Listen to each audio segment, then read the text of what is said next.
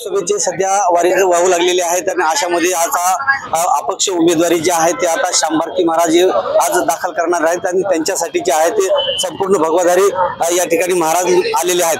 तर आपण या ठिकाणी सांगाल की कशा पद्धतीचे या ठिकाणी उमेदवारी भरणार आहात का?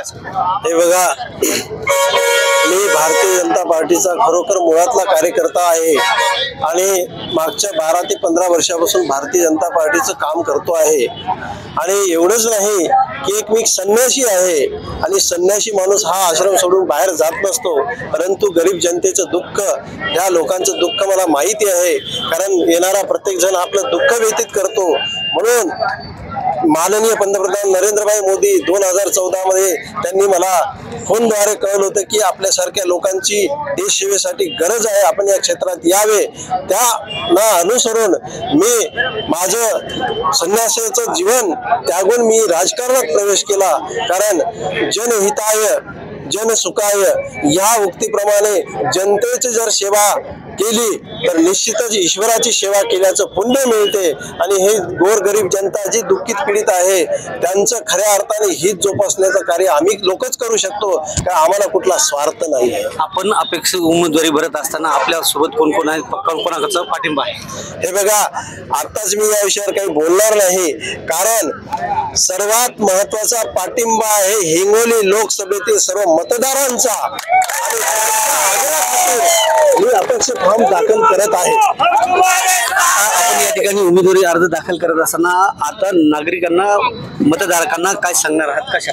हे बघा, मी उमेदवारी माझ्या मनाप्रमाणे दाखल करत नसून मतदारांच्या आग्रहाखातीर दाखल करत आहोत। त्याचं कारण आहे की मतदारांना माहिती आहे का हा संन्यासी माणूस आहे, हा आपल्यासाठी निश्चित काहीतरी चांगलं केल्याशिवाय राहणार नाही। आणि जे कोणी आता उभे राहणार आहेत इतर लोक, त्यांचा स्वभाव, त्यांचा गुणधर्म, त्यांची मानसिकता ही मतदाराप्रती असलेली आपल्याला सर्वांना माहिती आहे।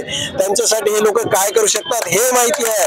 मतदारांसोबत आपला अजेंडा काय असणार आहे? हे बघा, मतदारांनी जो माझ्यावर विश्वास दाखल केलेला आहे त्याला अनुसरून मला एवढंच सांगायचं आहे की शेतकऱ्यांचा जो प्रश्न आहे तो मला मार्गी लावायचा आहे।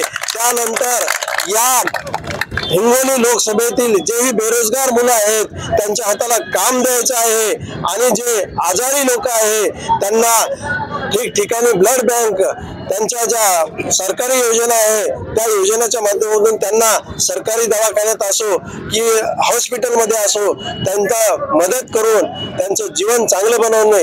आणि याही व्यतिरिक्त ज्याही काही समस्या असतील या मतदारसंघातील त्याच्यासाठी मी चांगल्या करण्यासाठी आग्रही राहणार आहे। आपण पाहिलं की या ठिकाणी संपूर्ण हिंगोली लोकसभेमध्ये महाराज जे आहेत शांभारकी महाराज यांच्या पाठीशी आहेत आणि आता थोड्याच वेळामध्ये ते उमेदवारी अर्ज दाखल करणार आहेत। श्रीधर गावंडे, जय महाराष्ट्र न्यूज, हिंगोली।